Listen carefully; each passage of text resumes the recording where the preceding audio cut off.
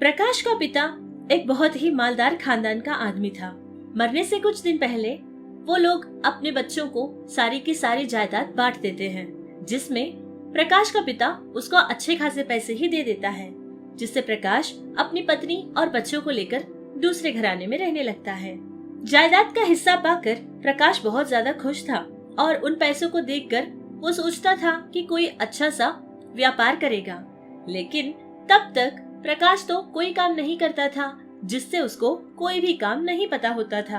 हमेशा कोई न कोई काम की शुरुआत करता, वो काम बीचों बीच रुक जाता था, जिससे उसका बहुत सारा पैसा नुकसान में ही जाया करता था। प्रकाश हमेशा ऐसे ही करता रहता था। सुनिए, इतना पैसा आप बर्बाद कर ही चुके हो। आप क्यों ऐसे व्यापार के लिए पैसा डालते हो जो आपको पता ही नहीं हो? कोई ऐसा काम कीजिए जिसमें आपको कोई अनुभव हो। अगर आप ऐसे काम करते जाएंगे और सारा पैसा लुटाते रहेंगे तो कल को हमारे बच्चों का भविष्य क्या होगा? आपने कभी सोचा है कि उनके साथ दुनिया वाले कैसा सलूक करेंगे? अरे एक तो बार सोचिए, कोई ऐसा बिजनेस शुरू कीजिए जिसमें आपको पैसा भी बचे और आपका नाम भी हो। एक बार तो मेरी बात सुन लीजिए ना। देखो, तुम मेरी पत्नी हो और तुम्हारा राज सिर्फ इन चारों दीवारी के बीच में है, समझ रही हो ना? अगर मेरे कामों में तुम टांग अड़ाओगी तो याद रखना, मेरे घर में भी तुम्हें जगह नहीं मिलेगी। इसीलिए कहता हूँ, अपना मुंह बंद रखो और जो मैं करता हूँ उसको चुपचाप देखती रहो। बस यही तुम्हारा काम है। इस तरह प्रकाश अपनी पत्नी रश्मि की सारी बातें सुनकर भी अनसुनी कर दिया करता था, लेकिन रश्मि को हमेशा इस बात की चिंता रहती थी कि उसका पति ये सारा पैसा कैसे इस्तेमाल करेगा। जिस काम में उसको अनुभव नहीं होता है, ऐसे कामों में पैसा लगाकर पैसा बर्बाद करने से अच्छा तो ये होगा कि जिस काम में उसको अनुभव हो वही काम करे। लेकिन प्रकाश अपनी पत्नी की एक भी नहीं सुनता था। बेचारी डरती रहती थी कि आखिरकार उसका पति उनकी जिंदगी को कहाँ तक लेकर आएगा। इधर प्रकाश जो समझ आता था वही करता था। कोई काम शुरू करता और आधे में ही वो काम रुक जाता था, जिससे खरीदा हुआ सारा माल उसको आधे ही दाम में बेचना पड़ता था। ऐसे ही बहुत सारे काम करता है और हर बार नाकामयाब ही होता है। धीरे धीरे उसका सारा पैसा खत्म होता गया। प्रकाश के पास कोई पैसा नहीं बचा था, जिससे एक बार मजबूर होकर अपनी पत्नी रश्मि के पास आता है और बहुत ही शर्मिंदगी से उससे बात करता है। रश्मि, मुझे माफ कर देना। तुमने उस दिन मुझे समझाने की पूरी कोशिश की थी, लेकिन एक मैं ही था। मैंने तुम्हारी एक भी बात नहीं मानी थी। तुमने मुझे कितना समझाया था, लेकिन मैं कितना बुद्धू था। तुम्हारी एक भी बात मेरे कान में नहीं पड़ी थी। अगर उस दिन मैं तुम्हारी बात मान लेता तो शायद आज हमारा वक्त ऐसे ना होता।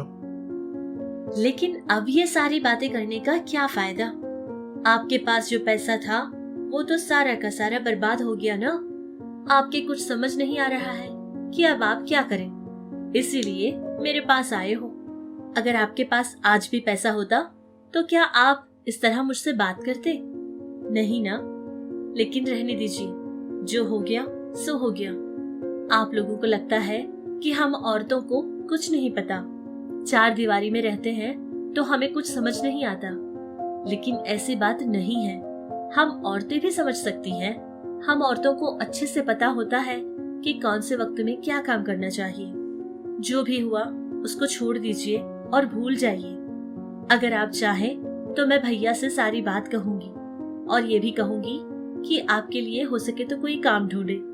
अगर आपको पसंद हो तो काम कीजिए, वरना आपको अगर पसंद नहीं हो तो रहने दीजिए। जो आपको ठीक लगे वही कीजिएगा। नहीं रश्मि, आज तक मैंने जो भी किया था सब गलत ही किया था। तुमने मुझे कितना बोला था, लेकिन मैंने एक भी बात नहीं सुनी थी। लेकिन मैं आज कहता हूँ, जैसा तुम कहोगी मैं वैसा ही करूंगा। जहां तुम जाने को बोलोगी मैं वहीं जाऊंगा। अब मुझे अकल आ गई है रश्मि। इस तरह अपनी पत्नी रश्मि से ये सारी बात कहकर बोलता है कि उसको कोई भी काम करने की अभी बहुत सख्त जरूरत है, जिससे रश्मि ये बातों को लेकर बहुत ज्यादा खुश हो गई थी। अपने पति के अंदर ये बदलाव को देखकर वो बहुत ज्यादा खुश थी और हमेशा भगवान का शुक्र भी अदा करने लगी। बिना देर किए दूसरे दिन सुबह उठकर अपने पति को लेकर उसके भैया के घर पहुंच जाती है और सारी बात रश्मि अपने भैया को बताती है। बहन की सारी बात सुनने के बाद रश्मि का भाई इस तरह से कहने लगता है। देख बहना रश्मि, जब तूने मुझे फोन किया था तभी मैंने 4 या 5 लोगों को जीजा के बारे में काम के लिए बात की थी। उनमें से एक ने कहा था कि जीजा जी आज आकर उनसे मिल ले, लेकिन वहां काम करने वाला ये है कि वो तो एक बिस्किट तैयार करने वाली कंपनी है। वहां जाकर जीजा को हेल्पर का काम करना पड़ेगा। क्या ये काम करना इनको पसंद है? आलोक, तुम्हारी बहन ने जैसे ही तुम्हें हमारे बारे में बोला था, तुमने मेरे लिए काम भी ढूंढा। यही मेरे लिए बहुत है।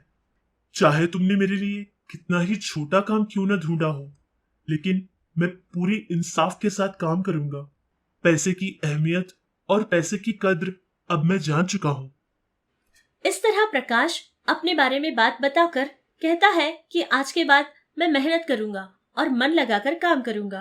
प्रकाश की बात सुनकर रश्मि का भाई भी उस पर पूरा विश्वास करता है और एक बिस्किट की कंपनी में उसको काम दिलवाता है। जैसा प्रकाश ने कहा था वैसे ही उसने किया भी था।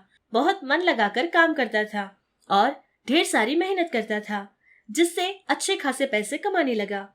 पति के अंदर आए हुए ये बदलाव को देखकर रश्मि बहुत खुश तो थी और उसको आज ये भी बात पता चल गई थी कि उसका पति पूरी तरह से बदल चुका है और अब वो पूरा मेहनती बन चुका है। धीरे धीरे प्रकाश के घर की हालत बदलती गई।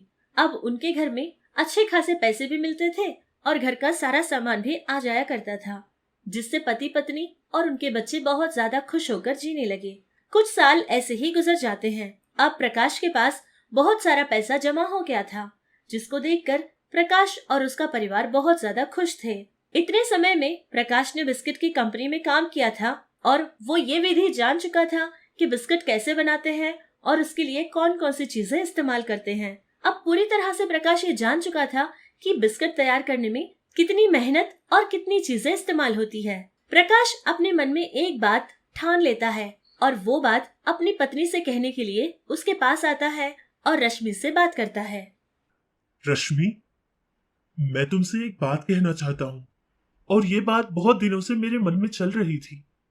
मैंने सोचा कि मैं कोई काम करूंगा और वो खुद का हो। इतने समय से मैं बिस्किट की कंपनी में काम कर रहा हूं ना, मैं ये जान चुका हूं कि बिस्किट कैसे तैयार करते हैं और उसके लिए कितना खर्च होता है और कौन कौन सी चीजें इस्तेमाल करते हैं। मैंने ठान लिया था कि अब मैं खुद ही बिस्किट की एक कंपनी बनाऊंगा और उसमें काम करूंगा।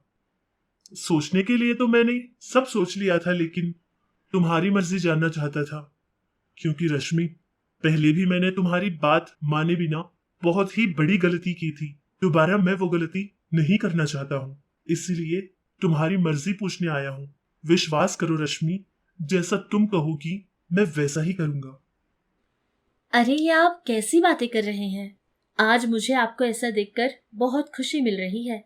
आज तक आपने इतने सारे काम किए थे, लेकिन मैं आपको हमेशा इसीलिए रोकती थी क्योंकि आप हमेशा अलग अलग काम तो करते थे, लेकिन उन कामों में आपको कोई अनुभव नहीं था, जिससे आप सारे पैसे बर्बाद किया करते थे, है ना?